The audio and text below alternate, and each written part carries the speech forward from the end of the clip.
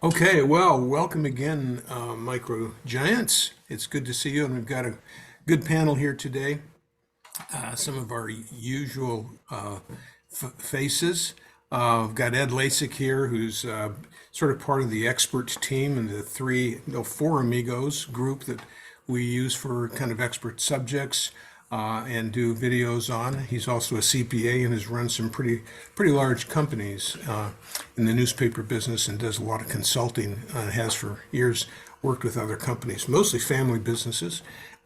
Edgar is almost one of our original MicroGiants. He started a business during the term of time that we've been here, and he does consulting with several of his customers. So he's an entrepreneur with a couple of different businesses going.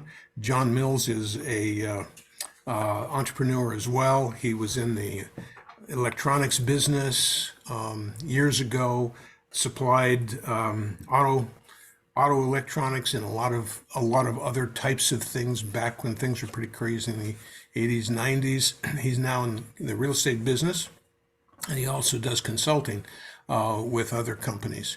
And then JP Beal is he has his own little business, but he also is a full-time guy working in big machinery financing, and he started a little business based on sort of local agricultural products, trying to go the local and sustainable route, and he's got an MBA, and I believe it's in finance, real estate finance. So we've got a pretty good group here, and so let's go ahead and talk a little bit about the customer journey as it relates to small business and family businesses. We've we've had a lot of conversations about this issue over the years, but it's not been the customer journey just as a sort of a devoted program. We've talked about customer service. We've talked about a lot of different things. The value the value diamond and so forth. And so I'm going to try and tie that in just a little bit today so that we can take some of the pieces of things that we've done before and really take a look at the journey as a whole. So here's something that you all recall. It's the value diamond, where we go through and have people score themselves on quality, price, image, and service. This is really a way to measure where you are compared to a competitor. And we have several programs on this issue that you can look up, and if you'd like to know a lot more about it. This particular topic today really is, we want to win the perceived customer value contest with our competitors. And we talk about this in that particular sense. But when we move to the broader subject of overall customer journey, or total customer experience, we really kind of focus on these two. It's a combination of customer service and image building or branding. And it really takes both pieces, because the customer journey is it's a multimedia journey. It's digital, it's voice activated, it's visual, and sometimes video. So I mean, it's all the things that a customer actually experiences, all the way through the purchase of an item, and how that customer is continued to be communicated with with the idea to continue to give them a great experience so that they'll come back and buy more. So there are a couple of little things I wanted to, we'll talk a little bit about the journey as a whole and some of the pieces, and then we'll kind of throw some stats at it. So here, the idea is that if you have initial consideration, you want something, you want to solve a problem, you have a desire to buy something, whatever it may be, you need a service for some reason. what happens is you have this sort of need or desire to want to do it, and then today what happens is most of the time you're going to go to the internet and look it up. Sometimes you don't know exactly how to express it if it happens to be something somewhat technical or quasi-technical. So you have to actually do some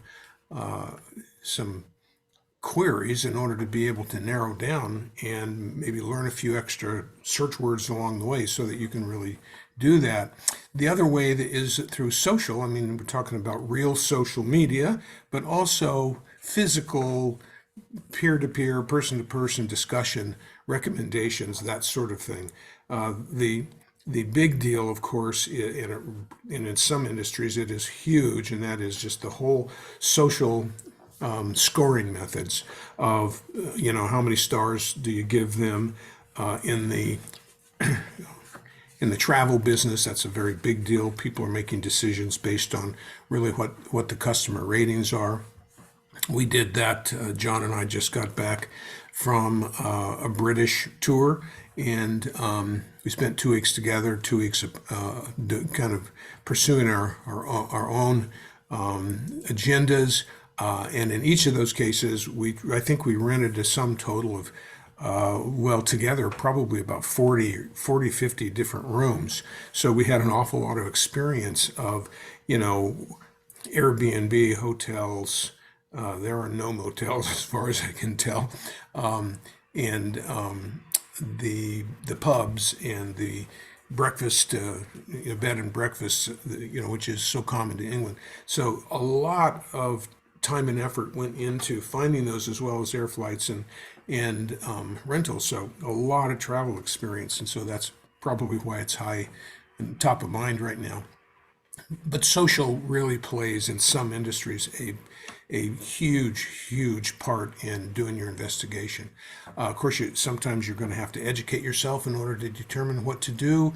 That's a variety of things. You're going to listen to or know about a brand reputation. You're going to make some comparisons, and so now we're kind of back to that customer value diamond, where we're really looking at perceived value of one customer, one product versus another one.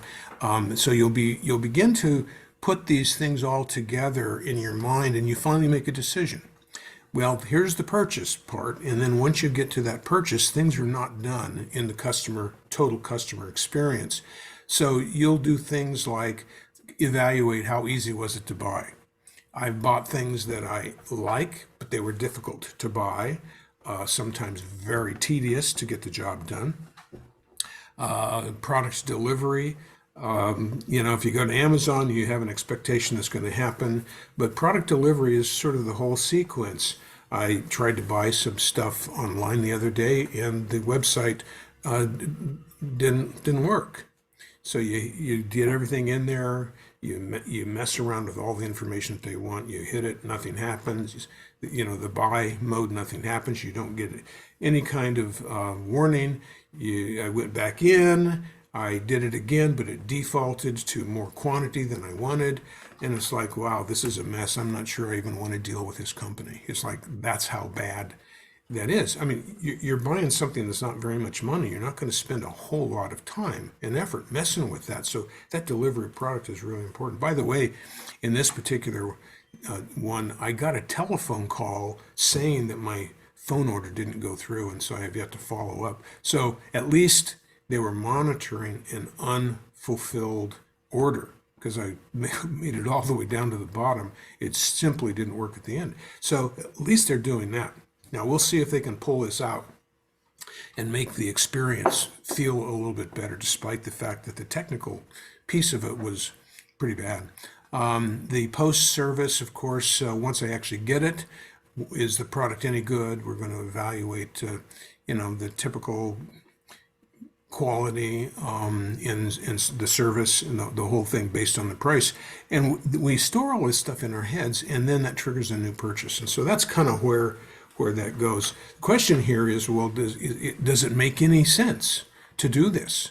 You got a little company, you talk to most of the customers, maybe yourself, and does it make any sense to actually do that? And so we want to talk about that a little bit. Here's some harder core information. This was from one of the videos that I saw, Carrie Bodine, who was, boy, there's an awful lot of crap on customer experience and customer service on the internet. Just, a lot of young people, no offense, just a couple of you guys, but who have had a little bit of experience and have a couple of ideas, and so they do a video, but you don't know if anything they say is real. This was a young woman, middle-aged woman, who worked for a larger company, giving a speech to a large group of sophisticated buyers. So this is about the only one that I actually liked where she really brought some real substance to the topic. She identified an IBM study that came up with 3 key themes that businesses need to consider. First of all, they need to open up to customer influence. They don't really consider, big companies don't often consider what the influence impact is or the branding is. They need to pioneer a digital/physical innovation in their company in order to be able to bring the two pieces together to work a little bit better. But the one that I think is maybe more important than any is crafting engaging customer experiences. Crafting engaging customer experiences. In other words, spend time on this. Think about this. Try to build an experience that works end to end and after the first purchase for the long term. Gartner, which is a pretty big polling and consulting firm, had done some work on this same topic. They discovered that 89% of large companies plan to compete in the future based on customer experience. Why would they do that? They do that because every product's the same. You say, okay, how does one B&B differentiate from the next one? Well, you got a room and a bed and a bathroom. Okay, maybe a view, maybe not a view. It basically comes down to, well, how did they get treated? Was it simple and was it easy? And did they think that there was value there? The same thing if you're looking for a widget. And that particular thing there are 5 things on Amazon that look about the same. How do you make that decision? And that's got to be based on some kind of a total experience. And the experience on Amazon is a little different than in a store, obviously, but because they have an almost seemingly unlimited selection. So how do you work through that and create an experience there? And the answer is, well, and I've mentioned this before, the very few online sources that sell online have adequate information for discriminating buyers, let's say. It's just not complete. You have a question, and yes, you can get a question answered, but it might take a half a day or a day, and you just can't figure it out. That's because there's not enough information. One thing that's a little pet peeve is, Amazon doesn't list the country of origin or where it was manufactured. So if you happen to be on a don't buy China bent, you can't identify that unless you actually ask somebody where it was made and somebody responds. That's a requirement on physical products. So this tag will tell you, but Amazon doesn't tell you. That's very disturbing. But the point here is that the areas of differentiation are increasingly about experience. There's a good side to that, and that is that a product can be completely and totally copied by China, but they're going to have a much more difficult time on the experience side. So once you get that experience really honed in really performing, where it's a delight to do business with someone, it's very difficult for somebody else to compete with that. So that's one of the great ideas about the experience as a total part of the product. Also, 65%, this really surprises me, 65% have appointed a chief customer experience officer. It's like, wow, that's amazing. couple other stats, and then we'll kind of chat through some of this stuff. When you put a portfolio together of those companies where the experience is rated very high, the stock portfolio outperformed the rest of the market. And it did not by 10% or not by 14%, but 14 times. Now, it's very difficult to get in this elite group, and that is you're actually able to say get a 5 out of 5 on a total customer experience.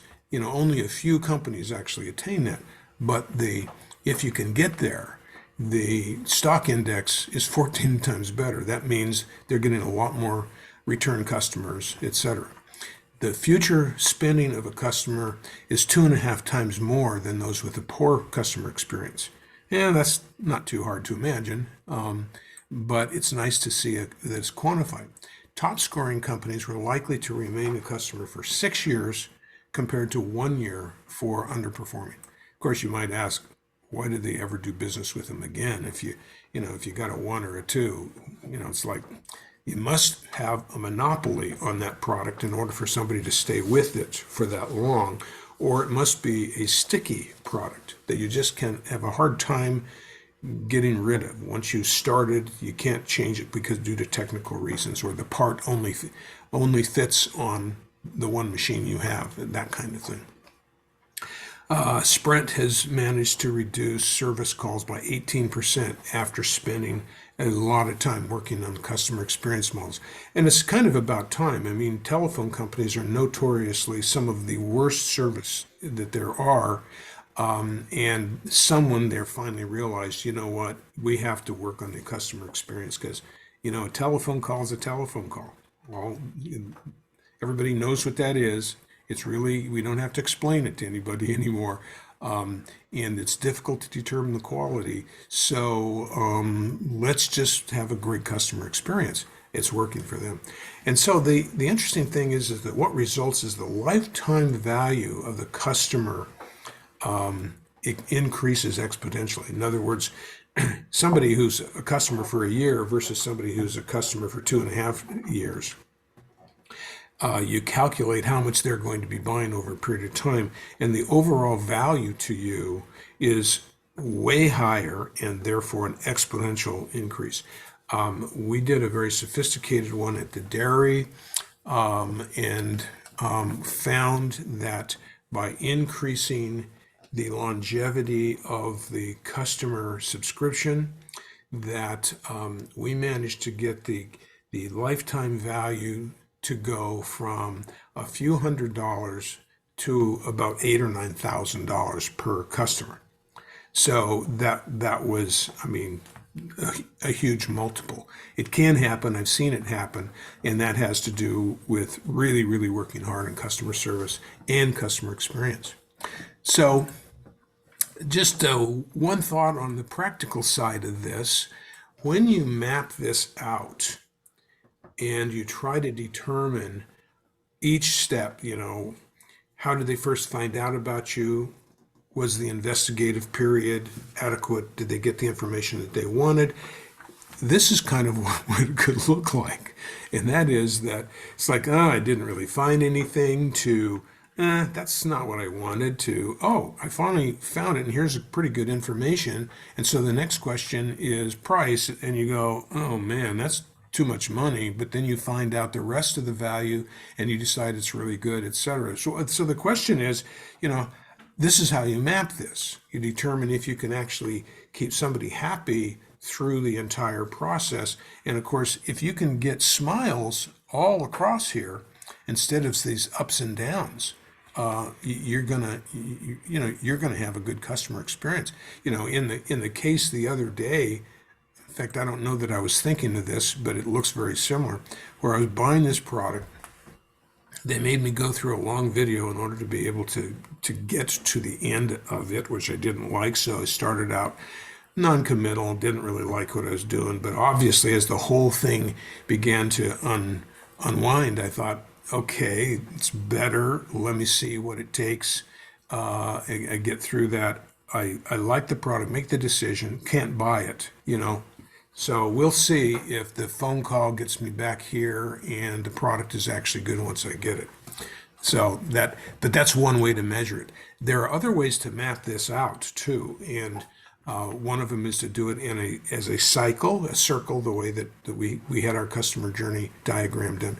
But this one video that I watched really had some interesting ideas about putting it to a more of a decision-making process where you've got each path in each decision is all mapped all the way out, and then trying to measure this as you go through the process. This is not an easy thing for a small company to do, so you kind of have to guess on how you're doing and ask people different pieces of the experience at some point after the whole thing is done or while they're a customer. So that's kind of where that is. And I thought, let's just go ahead then and open it up just a little bit and kind of have a discussion. I thought that I would throw out some ideas to get you guys thinking about this. There were a couple of things a couple of experiences that I've had that you've all had too. And one of them, of course, is Amazon compared to Walmart. They've got the huge selection, as I mentioned. They've got a really very, very good search. It's a one-click checkout. It's very easy, especially if you're a customer that's been around a long time. Their returns have always been really easy, but they're starting to change that up. It's too expensive. Now they're looking to optimize that.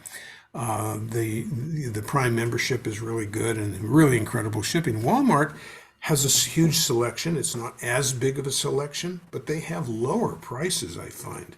They're in a little different mode. They're buying and owning all their merchandise, although they're starting to do third-party selling too.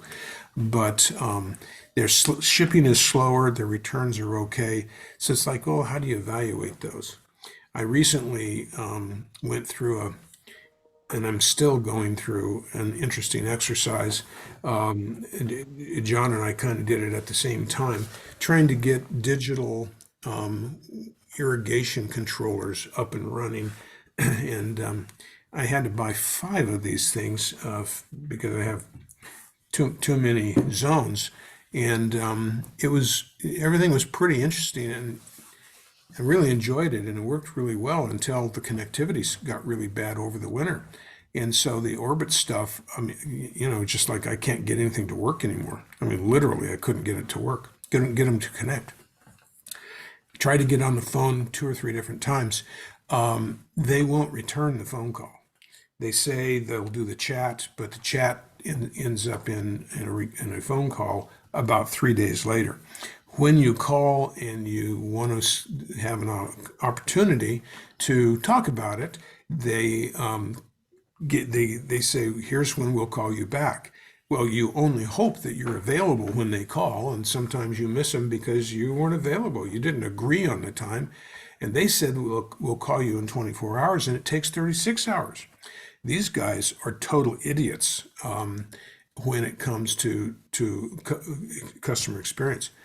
I finally, because I had to have the water working while we were gone for a month, I finally just scrapped 5 of these things, and I bought four more Rainbirds. Those work. Now they don't have the features that the Orbit does. That the software's not quite as nice for multiple users. But here's the deal. I've called them twice on small things because it was pretty easy. In both cases, I got through to a really good service person within about 30 seconds. Unbelievable difference.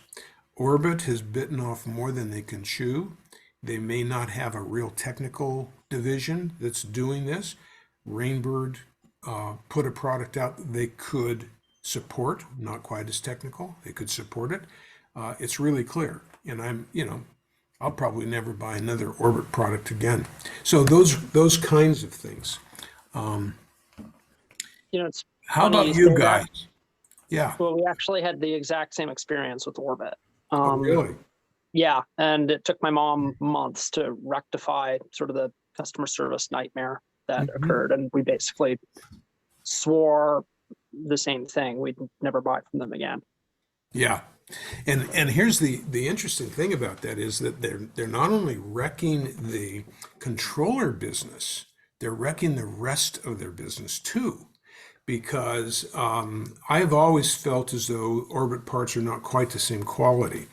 Um, but it's kind of like, well, I don't know. I mean, I now know that they have no customer service at all, and so I don't really have room for them at all. I mean, I'm not going to complain about the 5% difference in the price when I just want the same thing to work and work as good as possible. And when I have a problem, I just want to know that somebody will answer the phone. So, and I have a fairly large property, and I buy a lot more parts and I fix a lot more leaks than the average guy. So, as a result, it's a pretty important deal to me. So they're going to be making some money for me because I'm just not going to be buying Orbit ever again. Any other experiences that you guys happen to think of where you've had a really good or really bad experience? So I'm going to chime in here. It's really this customer service thing. I think is for me, there's two parts. There's the product experience, Hmm. and then there's the customer experience. And in reality, they are two different things.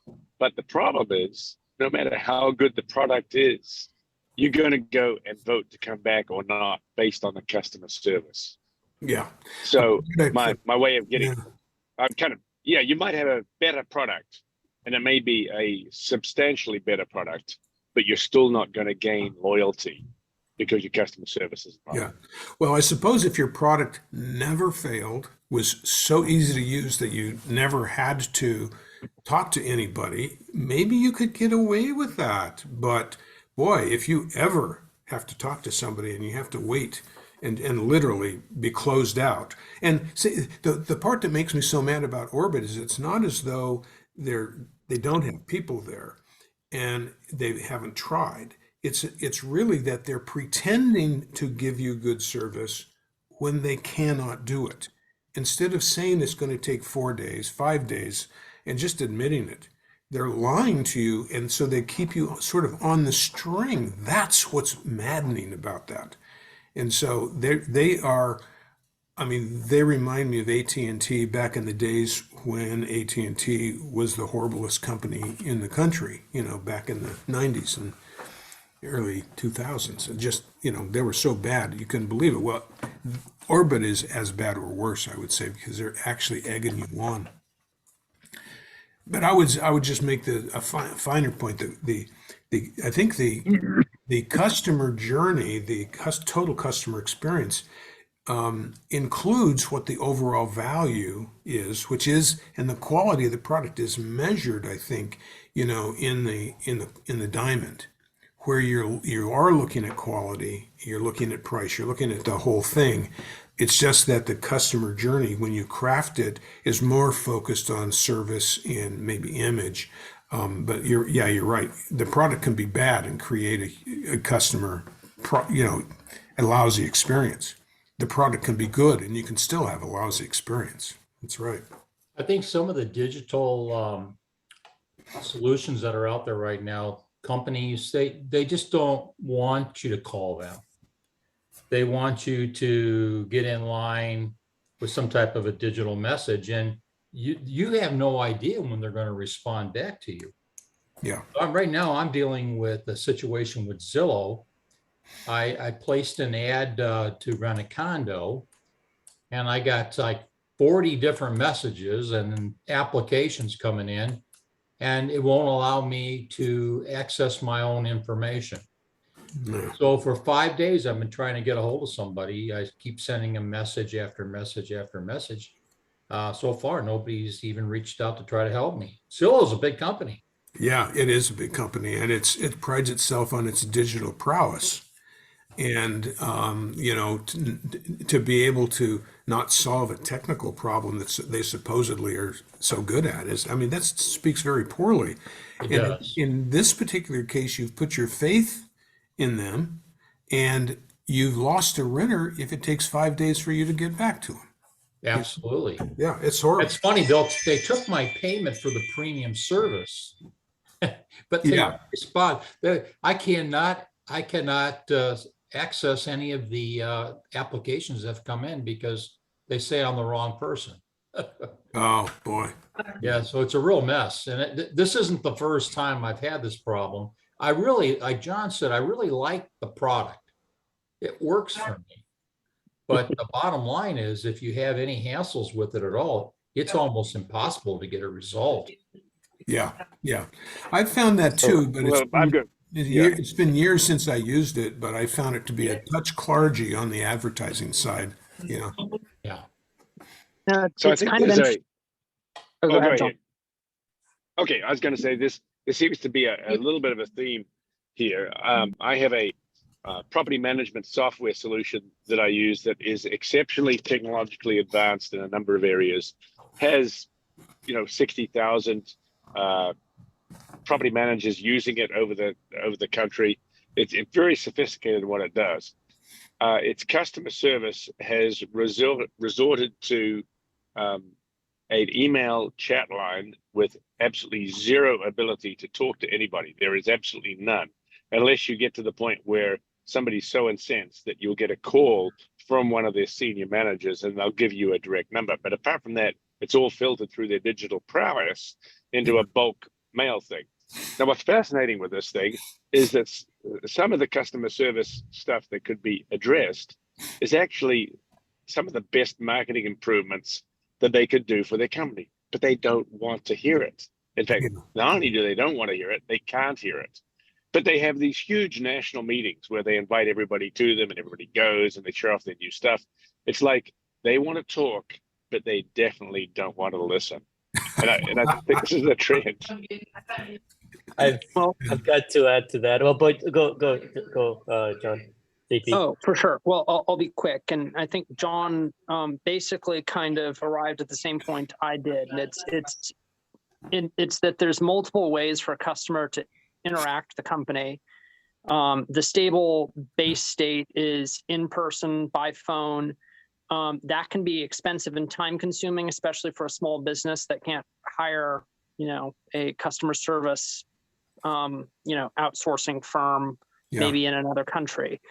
And so like faith in the digital system and basically automating that process for most of the, it's an 80-20 kind of thing. There will always have to be a certain point where people will have to be able to rely on the expertise of a live body. But if people don't trust the online or digital system, then they resort to the in-person interaction, which again, time consuming, expensive, and perhaps an emotional toll as well, because at that point, there are people who are upset and they want simply to be heard, which is an important thing too. But I mean, I suppose this is sort of my finance background kicking in, but I mean, that can have a huge impact on profitability and returns at the end of the day. Like I worked for an insurance company that grew their policy book faster than they could grow their customer service wing, and all that growth basically turned ash in their mouth. Like they were losing money because they were having to pay overtime, time and a half to the live bodies who are accepting these claims goals. So it is something people need to consider, is that as they grow, are they able to give a satisfactory experience and give one, quickly for the benefit of the customer, but also for the benefit of the company. Yeah.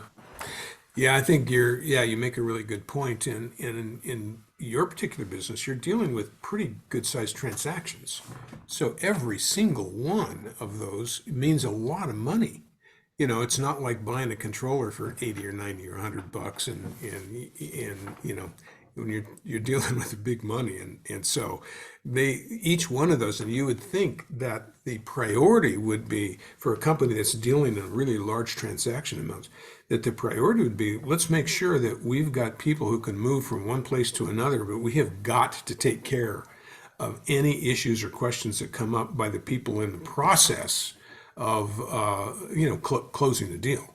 I mean, that's pretty crazy. Yeah. But a bank is a sometimes bank is a bank. yeah, yeah. Well, and there are, and that reminds me of another problem. And I wanted to get some more pounds, and it was cheaper to just get them here. And so I went down to my bank, Chase, and the people were really great. And of course, they had to order it, and because I was a little too close to the date, they said it's supposed to come in on the same day that you're leaving. I'm not sure it's going to happen. And we kind of said, hey, look, if I don't make it for some reason, just go ahead and redeposit it back into my account. And they agreed. And it's a small office. There are only 3 or 4 or 5 people there. Well, so I'm not able to get there. I'm in Europe. I'm trying to call. I call them 3 or 4 times. I end up going through supposedly a local telephone number, supposedly that branch, which is close to my house, but it didn't. It went through another bigger exchange. You could tell no one would answer the phone. I mean, literally, I called 4 times. Nobody would answer the phone. And they didn't say something like, leave a message, we'll call you back. What they did is they said, if you need more help, hit 1 and we'll send you to our national exchange. Well, great. Okay, so now somebody's going to help me, but are they actually going to be able to do anything? They're not in the bank. They haven't got, my money sitting on their desk there.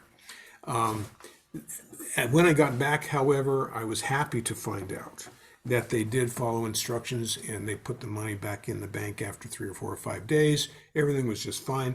And so they fixed that situation. But when I told them that, I told 2 of them separately, I couldn't get through, they were astonished. It's like, what do you mean? We answered the phone. I mean, how come you couldn't get through? So, do you think that'll go anywhere? No, nobody will listen to them, who has the ability to change the way they do that stuff, because they're just too big. A small company can fix that. But and I think in a situation, if you are in a place where you can't handle the phone calls, it's much better to simply say, our customer service line is open from this time to this time, every 3 days, and have somebody there to answer the phone during that period of time. Allocate at least that. Do some kind of program where the biggest thing is don't lie. Don't misrepresent what you're capable of doing. And if you're only capable of handling X number of phone calls, let them know. And, or if you're small enough, you literally forward it to your cell phone and you take care of it yourself. I mean, that's kind of the best thing. We had sort of a case of under promise, over deliver. Exactly. And I think the whole customer experience idea happens primarily, it's the satisfaction quotient, where you always want to under promise and over deliver, because you set up their expectations. And what is that formula? Expectations is satisfaction is expectation plus or minus whether or not you hit that expectation. Yeah. So you can set it low and beat it. I think that's, as long as it doesn't cost you too much business.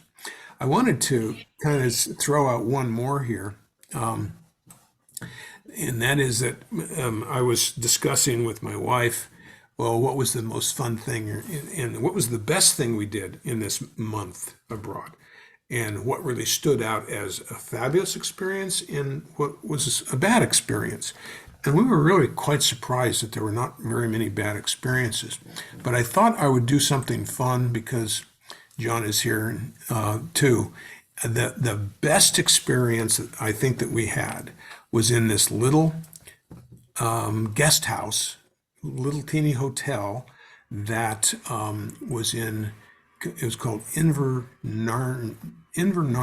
I believe that was the name. John, you can tell me. John liked it so much, they went back.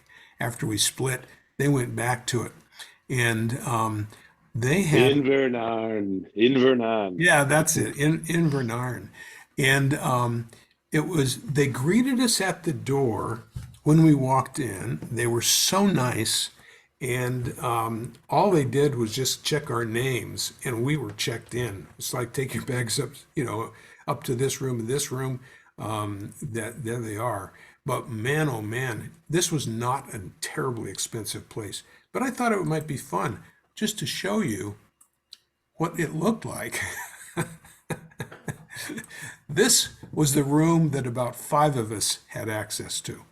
The bar is right behind where I took the picture from. And if you go up and you sit up here in the bay window, you've got a view of the Moray Firth, which was just gorgeous. John and his wife walked down to the beach from here a couple of times. But it was the service was personal. It was terrific.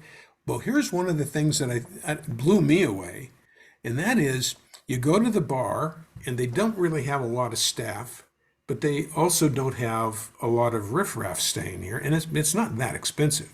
Riffraff could probably afford to spend there a couple of nights, but they just basically said, take whatever you want from the bar, serve yourself, and just write it down on this list, and we'll charge you at the end. That was pretty amazing. And the charges were very reasonable. I mean, it wasn't a high price. It was about half the price that you'd pay out in a pub. Yeah, it was. So you could go try. And in fact, we did. We tried for different scotches for $3 or $4. Wine was, I don't know, $4 or $5. And they had a pretty good selection. We ended up staying down a little longer than John did, and the owner, the manager, and his wife were basically down there. We were talking about scotch and wine and different vineyards around. I mean, they were there, and there were only 2 or 3 couples in this whole place. It was just stunning. And so, John, talk a little bit about the thing that, you went back. Why did you go back? So part of it was you felt welcomed, and once you were welcomed, they gave you the run of the place. And then the expectation that we had was for a room in a nice place. And it was more than that, because they had a place to sit down. They had a breakfast area that was nice. You could sit in with some bay windows. They had the area that you're looking at with a big fire that they put on, and it was a roaring fire on one side. And this openness of you're not just a guest, you're part of the family. We trust you, do this and this. And so it was a feeling of, I can relax here. I feel safe here. Mm-hmm. And these folks will take care of us, and we'll take care of ourselves. It's a good place to be. Yeah, it was really terrific. And I don't know, can you think of any other terrific experiences as opposed to the not so great experience of going to airports? Still, one of my biggest pet peeves about traveling are the airports are getting just ridiculous. No, Invernan was clearly at the top of the list in terms of feeling over expectation. Yeah. And feeling completely relaxed and at ease with no pressure and no structure. Yeah. That was clearly at the top of the list out of 40, 30 stays. Yeah. I would say so. So that was really terrific. So anyway, I thought I'd throw that out as just a little piece, but because it really did beat our expectations. Now we saw a lot of castles, several of them beat our expectations because they really gave you full reign to run around, and you got really good materials to be able to understand what was going on. So there were a lot of great experiences and not really very many bad ones. I think so you talk about a journey. The worst experience that I think I had was getting there on the airplane and getting back on the airplane. So, it's sort of like that doesn't speak very well of the airline industry, does it? When you compare those 2 experiences with 30 other experiences and maybe 40 or 50 daytime experiences of going certain places, shopping, tours, seeing another castle, whatever it might be, or a museum, and you compare every one of those experiences, and the worst experience along the way is the plane trip there and the plane trip back. Okay, so I need to speak into this a little bit because there was a bit of a differentiator. Um, I normally travel because I travel home to New Zealand quite often. I normally travel with clear credentials or global entry. Mm. And so when I go through Air New Zealand, which is clear certified, TSA and clear means I bypass a whole bunch of the security issues. It makes it very easy to get through security. You're not separated from your belongings any more than line of sight. You put them on the belt, you walk through, you see them again. The anxiety level is very low. We flew with Aer Lingus, and I did not realize Aer Lingus does not have an exchange with clear or global entry. Yeah. So, and on top of that, you are into these huge lines of people. You have to separate everything from everything, and all your stuff is sitting out at the other end. Your passport, your money, your phone.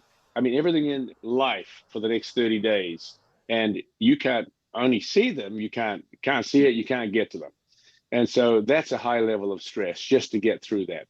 Yeah. So part Yeah. of the customer services, Aer Lingus needs to up their ante and get on with the Yeah. program. And the flights weren't bad. I don't think the flights on Aer Lingus were all that bad. The connections were not as good. But you're absolutely right. There's a differentiator that I will never travel internationally again without knowing that particular little deal. I don't know if that's an expensive thing for them or not, but when you're talking about the same, going from the same city to the same city, and you're competing like the airlines are, that becomes quite an interesting customer experience. Getting out of those lines and not having to deal with the mass humanity is a fairly big part of the experience. So, well, we're coming up to the end of an hour already, and any other comments about the overall customer experience? How are you going to improve it? How are you going to experiment with it? What do you do next? I'll be quick with this one. It almost felt like I called you, Ron, and tell you, hey, this is what my struggles are right now. I need some advice. Yeah. This whole meeting about customer service was exactly it. I got a problem. I can't grow in continuing having the same exact customer service expectations I gave everyone else prior to this. So I had to choose whether I'm gonna suffer with customer service or I invest my money into turning it into a customer service experience. So I don't want to call it rebranding, but rethinking really what I am. I'm more of a customer service representative for my customers, right? Yeah. Yeah. That's really what I am, because what you guys all described was all these amazing, ridiculous, insane, amazing companies have everything except customer service. That's what I basically. So they That's have true. Good point. best hardware, best software, best program, best warranty, best everything. They just don't have a customer service. So I'll spend hours messing with the hardware. I have to learn it, software, hardware, everything. I just have to beat myself up with it, be the guinea pig so my customers don't have to deal with it. And so they call me, and they do call me for everything. Doesn't matter what it is, even stuff that I'm not even expecting a phone call for. That has nothing to do with what I'm selling, because that's what they know. So I'll figure it out. Edgar will figure it out. Edgar will figure it out. So the phone calls just got completely out of control. So as of a week ago, I've made my call center official. And so any phone call no longer goes through me. It goes through a customer service rep with 3 people. The phone will ring to my sister, my assistant Miriam, and my what do you call it, technician guy. And all I've been doing is you guys are going to handle every phone call that you could have handled. And so right now I'm just in training mode on every single thing. And it's been an amazing journey. I feel like an addict that just left the drug. And relate. I don't feel like I've been anywhere like that, but based on what I've seen in movies, I want to go back to taking off my phone call from being forwarded to the customer service rep and picking up the phone myself. Yeah. But I cannot. And so I feel like this was the major step to go through with this. Set the expectation from now. What is it? It's a call center, but no press 1, press 2. It's a call center with the queue. It's going to ring through everybody that I have paid a salary for. They all have to pick up the phone for now. Right? I'll figure it out better later. But the ultimate customer service thing that I want to do, that what I'm going to sell, is that you call a real human being. Can I afford it? I'm I have people in Mexico. I think that will make it seem more affordable. Have I done the Ron projections? No, I've not. It's all in speculation, but it's a thing that I wanted to give it a shot. So all these conversations I can relate to. I feel that knowing the journey made me realize that I couldn't keep growing if I didn't get my customer service all fixed up. Yeah, Otherwise, well, good. it's gonna. Yeah, and of course, I don't think you're surprised that this happened, are you? Really? No, I think I've been bracing for this moment, and I feel like on April when I left Yosemite, that's when I realized that I can't live like this. Otherwise, I'm gonna get burnt out. Yeah. And so I had to pull the trigger. I called all my customers, almost like therapy. I was like, "Don't freak out. If I don't pick up the phone, Right. do not panic." And so Well, everybody's been warned. yeah, I think the one recommendation that I would make to you there is be do as much as you can to prevent having to redo everything over and over again. In other words, when you have a question and an answer, make sure everybody has access to the answer so that they don't end up learning themselves, fixing the problem themselves, or answering in a way that you wouldn't answer. And so this has to be an organic growing system where all of the answers end up in the same place and they all have access to them relatively instantly so that you're not just repeating everything over and over and over and over again. My sense is that as much as Orbit wanted to try and do that, that they were so overwhelmed with so many technical problems that their database of answers wasn't complete. And so they would end up having to stop, and go up a level and then go up a level so that they're literally getting to the programmer probably to try and figure out what's going on. And then is there a workaround? And in a technical sense, that gets to be a real mess. So I think those are some of the issues. And then the other side of that is at some point, some of this does need to be offloaded, not because, to a non-human, meaning it needs to be in its own database, customer query, or you have a chat with a a bot that helps you through, say, the first ones. And I'm sure it's an 80-20 deal. 80% of the questions can get answered by, say, a really good robot. But you have to have pretty immediate access to a human once you run, when you can't handle that question anymore. So that ends up being, over time, a database with all of the problems.